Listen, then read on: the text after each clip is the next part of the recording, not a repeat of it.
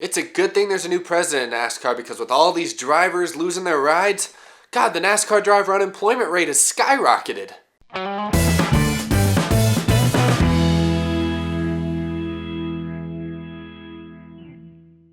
How's it going, everybody? My name is Eric. Welcome to Out of the Groove. This has been a very eventful week for NASCAR news, not just because it's the end of the regular season, we got to get ready for the playoffs now, and I'm going to give you guys my predictions round by round for who I think is going to advance and win the championship. I'll give those predictions at the end of today's episode, but this is a big week for NASCAR news, a lot of drama, some more drivers announcing their exits from where they currently are, some more silly season stuff. I don't even know where to start first. I guess I'll start by giving a very, very brief recap of Richmond. Kyle Larson won the race, got his, I believe, fourth win of the season to add to his points going into the playoffs. Martin Truex Jr. was again the best car most of the night. He ultimately wrecked on the final restart after it looked like he might be sailing to his fifth win of the season, so Truex finished 20th. He still got by far the most bonus points heading into the playoffs. He's in still a pretty good position. So the only other thing you need to know is, as a result, the top 16 drivers that were the top 16 heading into Richmond are still the 16 drivers. So that means Matt Kenseth, Chase Elliott, and Jamie McMurray are still moving on. Logano was close, but not quite. Jones ran well, but not good enough. Boyer had some issues we'll talk about in a second.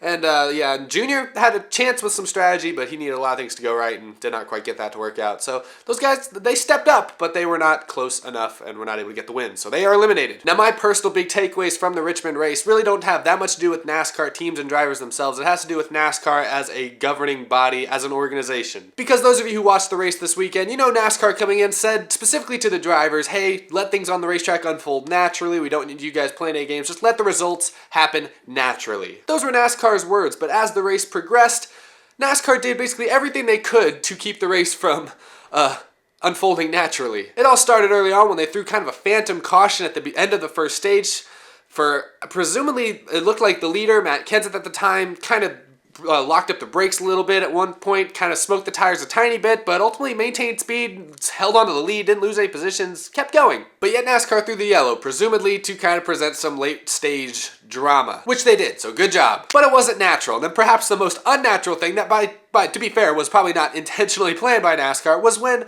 midway through the race, pit road was open for the leaders. They're all coming on pit road as an ambulance is literally parked in the middle of the entrance to pit road. That caused the leaders to have to scramble. Many of them slammed on the brakes. A few ran into each other. Most notably, playoff contender Matt Kenseth ran right into the back of another playoff contender, Clint Boyer. Boyer had to go to the back of the pack to repair damage. Matt Kenseth's radiator got destroyed. He was out of the race at that point. At that point, for poor Matt Kenseth, all he could do was watch and hope that a winless driver like Jones or Logano didn't win. And lucky for him, and even luckier for NASCAR, they didn't. So Kenseth ultimately did make the playoffs, which is good for NASCAR, because if he hadn't, I'd be coming for you. But in all seriousness, it was just another major incident in the race that did not unfold naturally. And again, at the very end of the race, it looked like the race was going to end under green after kind of a long green flag run. Martin Truex Jr. had the best car most of the night. He had a pretty big lead. But then, I don't even know, I think it was Derek Cope or someone in one of those all-black cars with like hardly no sponsors who'd been running slow all night, got up out of the groove a little bit, scraped the wall time. It really didn't lose any speed. No debris clearly came off the car. He was not in any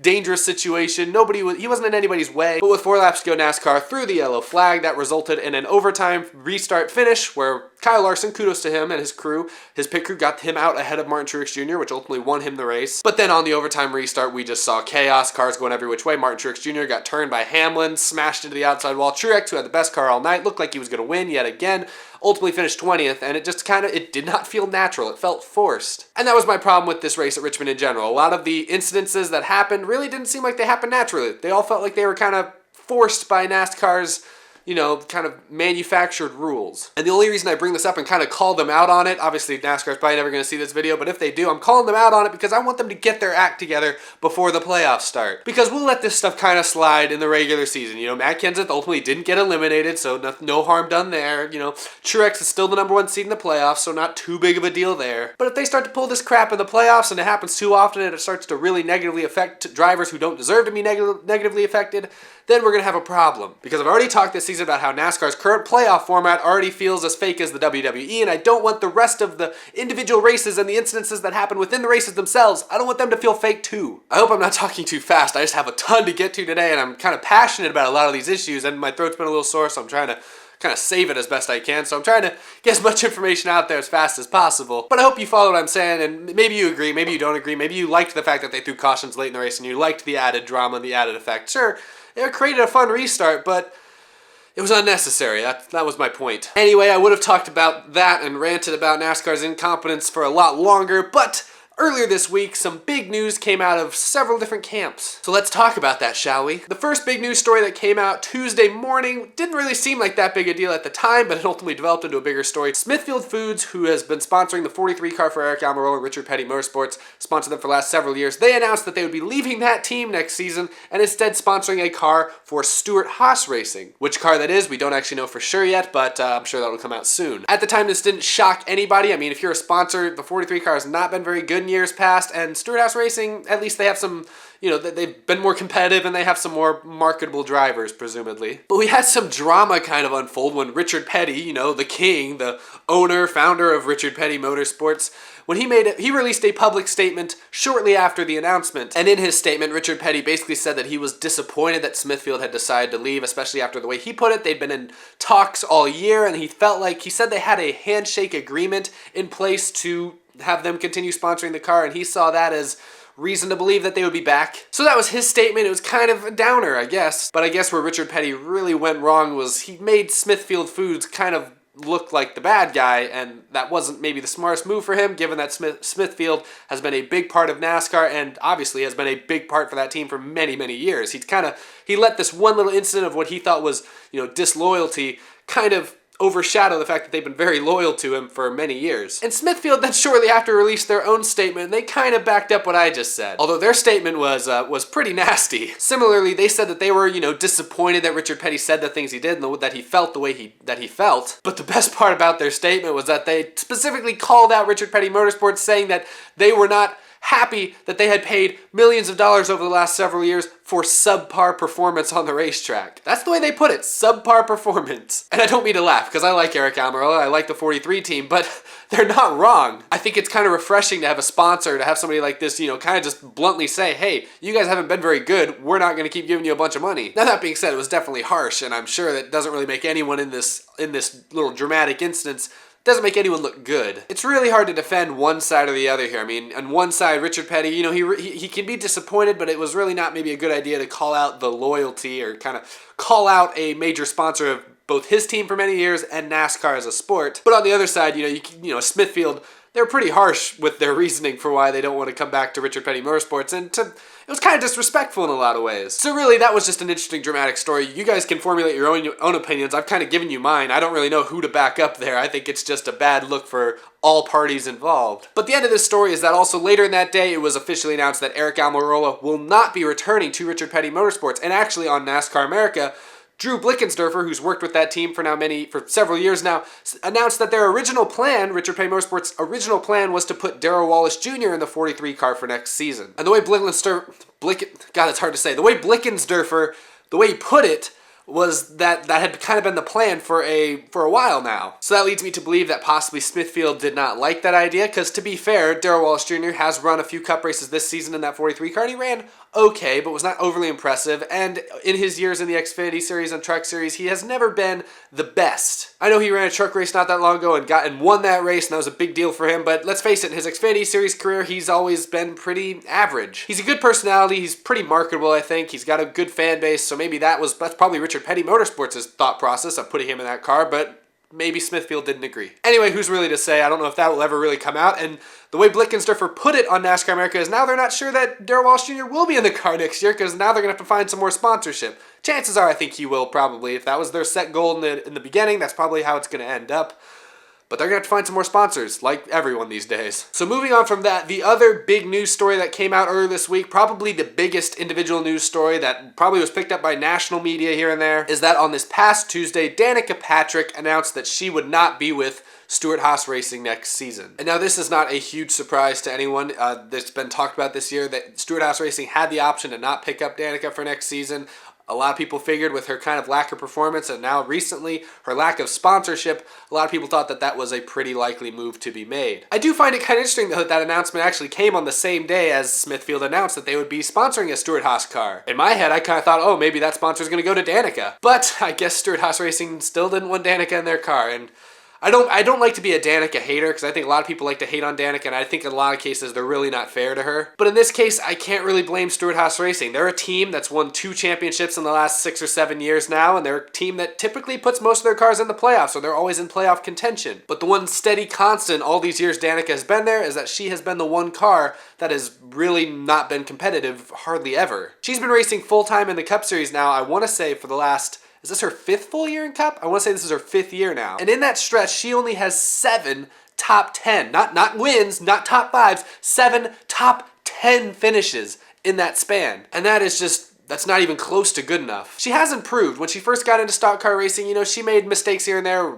spun out, couldn't handle the car the way others did. You know, she made mistakes. But she has made steady improvements throughout her career to the point where now, last year and the last couple of years, I feel like whenever she does get caught up in wrecks, it's usually not her fault. It's usually a result of just her running back in traffic, which is one thing she never really improved on. So anyway, this is big news because she's yet another big name driver that is on the market. We've got a ton of big name drivers on the market, and it just seems like there's not that many open cars. And unfortunately for Danica Patrick fans, I do think that it's pretty easy to say that she's going to more than likely be the odd one out when it comes to the end of this season. Unless she's able to find another sponsor like GoDaddy or like Nature's Bakery a couple years ago who's really able to back her up big time, I just don't see her really getting a ride anywhere, at least not anywhere meaningful. And it's too bad, really, because I like Danica Patrick. I think she's a great personality. Nobody can deny that when she came into the sport, she was a big thing for the sport. She was a good thing for the sport in terms of public image, marketing, advertising. She was a good thing. She drew eyes to the sport. And so as time has gone by and the results have never gotten better, her fan base has slowly dwindled back to a respectable and a reasonable number. She no longer has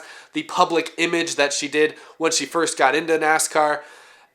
Her brand is not what it used to be. She used to be Dale Jr. or bigger than Dale Jr. Nowadays, I would say she's about as talked about as Kurt Busch. That's not a knock against Kurt Busch, but you know, let's face it, he's no Dale Jr. And neither is Danica. And ultimately at this point, NASCAR already is struggling for sponsors for a lot of their cars. Danica Patrick has not been a successful driver. I don't see her getting a Cup car next year, and it's a shame. But that's not to say nobody's going to be in the 10 car next year. Stewart-Haas Racing currently has 2 open seats, the 41 car and the 10 car. Now in the 41 car's case, they have not picked up Kurt Busch's option for next year, but there's still talks going on. It's still a likely scenario that they do get a deal done and Kurt Busch is able to get a new sponsor. They're able to maybe re-sign with Monster Energy as a sponsor for that car, and Kurt Busch will end up back in that 41 anyways. I think that's still somewhat likely. So no matter what though, they are going to still have that open car in the 10. And to add some intrigue to this whole situation, both Matt Kenseth and Casey Kane have already said that they will not be in the 10 car. And Casey Kane, I believe, actually said they already have an idea of who's going to be in the 10 car. As in, Stewart-Haas Racing has already selected that driver.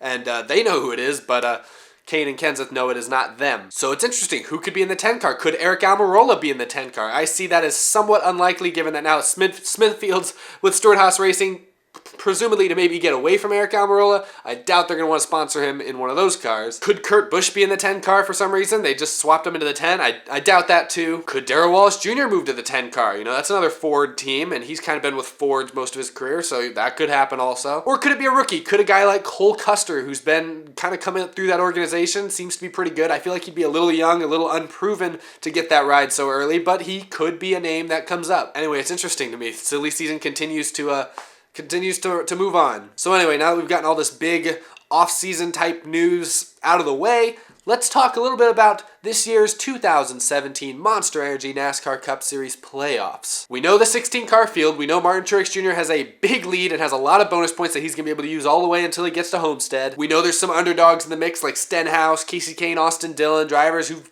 snuck in on wins who may or may not be able to make much noise this year. Of course, there's Jimmy Johnson going for number 8. We've got veteran drivers like Martin Truex, Denny Hamlin, or Ryan Newman going for their first championship. We've got a mix of young versus old drivers. We've got Chase Elliott, Kyle Larson, some young drivers who've shown a lot of promise versus Matt Kenseth, who's the oldest full-time driver in the field this year, and he's also therefore the oldest driver in the playoffs. He's looking for his second championship. It's a pretty good mix. A lot of pretty good storylines coming into this thing. But it's my job right here, right now on Out of the Groove to give you my predictions round by round, how I think this playoff system is going to go. I'm going to college basketball this thing. I'm filling out my playoff bracket. So, you can follow along at home, I guess. So let's start with the round of 16. Unfortunately, only 12 can move on after the first 3 races. So if you ask me, after these first 3 races now in round 1, after we go to Chicagoland, New Hampshire, and Dover, the 4 drivers I think that will be eliminated are, bam, Ricky Stenhouse, Kasey Kahne, Jamie McMurray, and Austin Dillon. In no particular order, I should say. But anyway, yeah, this first round's not super difficult for me. I mean, realistically, I may get 1 or 2 of these wrong, but I tend to think I'll get at least 2 of these picks right in the first round. I mean, let's face it, guys, Stenhouse has 2 wins this year, but they're both at plate tracks, and they've been bad pretty much everywhere else. They have not been a factor in any other race this year. Austin Dillon was outside the top 20 in points for most of this season. His only win came at Charlotte in a major fuel strategy ploy that he was able to do mainly because he was running so far back and had nothing to lose. McMurray's been consistent this year, but he does not have much momentum coming into the playoffs. He's been kind of inconsistent. He did not run very well at Richmond. I don't see him making it out of this round. He's not been able to make it out of this round the last 2 playoffs he's been in, so I tend to think we'll see more of the same. And then as for Kasey Kahne, he's my sentimental favorite. He won at Indianapolis earlier this year. Again, it was mainly due to a strategy, but he did have a great restart. This is his final year with Hendrick Motorsports. Could be his final year in NASCAR. I think he'll get a ride somewhere, but it could be. He's got a lot to prove, but he just does not have the equipment to get it done, I don't think. I think he'll be also eliminated after round number 1. Let's move on to round 2. So now in the round of 12, we go to Charlotte, Talladega, and Kansas. 2.5 miles and a super speedway, so a lot of horsepower is going to be needed to get through this round. And this is where picks start to get really difficult. Now it gets difficult to narrow down who I think the top 8 will be. I got to factor in how well these drivers are at these tracks, how well they've done at these types of tracks this season, and you got to factor Talladega in. It's a wild card race. Very likely a non-playoff contender even wins the race. It's an interesting race, a lot to take in, a lot to consider. So I guess here are my 4 picks. I doubt you'll have the same ones. At the end of round number 2, I see Kurt Busch, Ryan Newman, Ryan Blaney, and Jimmy Johnson as the 4 drivers who will be eliminated. And I know what you guys are thinking. Ryan Newman? Are you kidding me? Ryan Newman's going to win the championship. No, all joking aside, yes, I don't think Jimmy Johnson is going to make it past the round of 12. Now, part of me truly believes this because, let's face it, guys, this summer, Jimmy Johnson has been non-existent. He's not been the 7-time champion we're used to seeing. Now, I say that, and I'm very fully aware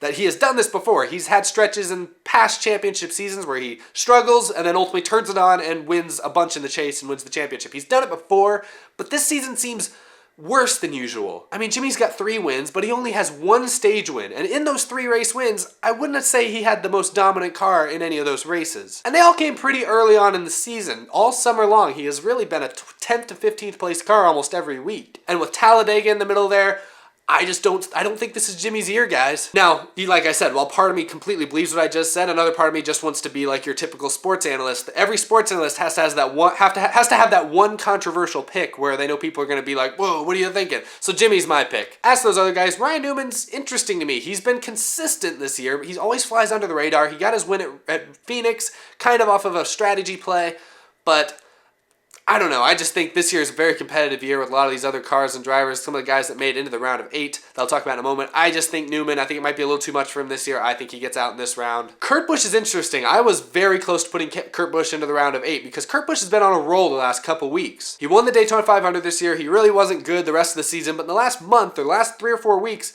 they've been pretty darn good. But in my opinion, it has not been a large enough sample size. He's had far more meh races than he has had good races this year. So I'm just going to kind of weigh the law of averages, and I'm going to say I don't think Kurt Busch makes it past the round of 12. And then lastly, Ryan Blaney. Ryan Blaney is actually a pretty easy pick for me. He has his win at Pocono earlier this season. It was his first win of his career. It was a big moment for him. But since then, he has also not been very competitive. Now, I'm sure what you guys are saying, they could just be sandbagging, saving their best equipment for the playoffs, and they're about to become amazing all of a sudden.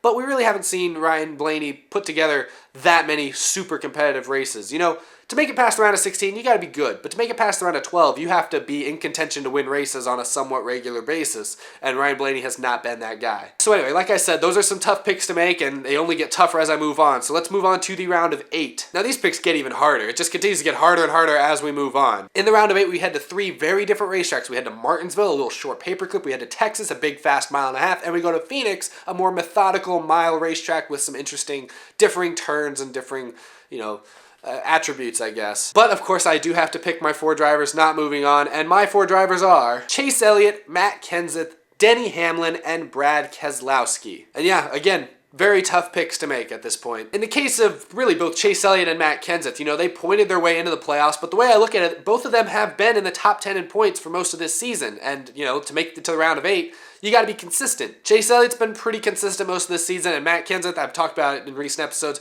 they've had pretty fast race cars basically every week for the last couple months. They've led laps, they've been in contention to win, they've had some top 5s and top 10s, some good finishes. I think that's enough to get them this far, but I don't think it's going to be enough to bump them into the round of 4, because I think to get to that championship 4, you've got to be in contention to win every week. You know how I said, like, round of 16, you can be good to get through that. Round of 12, you have to be in contention to win some to get through that round. To get through the round of 8, you got to be in contention to win a lot, and I don't think Kenseth or Elliott are quite to that level. Now for those other 2 spots, Denny Hamlin and Brad Keselowski, those are the ones I picked to be eliminated, but Kevin Harvick is the other one that I kind of was trying to weigh. Between the 3 of them, I wasn't sure who should move on. Ultimately, I chose Kevin Harvick because if you look at it, Denny Hamlin's really good at Martinsville, but he's kind of average at Texas and Phoenix. You know, he's not amazing or anything. He's good there. Brad Keselowski's good at all those tracks. You know, he's not amazing at any of those tracks I just named. He's good at all of them. Whereas Kevin Harvick, I feel like he's good at Martinsville. I feel like he's pretty good at Texas, and I think he's obviously one of the best at Phoenix. His historical stats prove me there. And so I was just kind of weighing really between them, who do I think is really the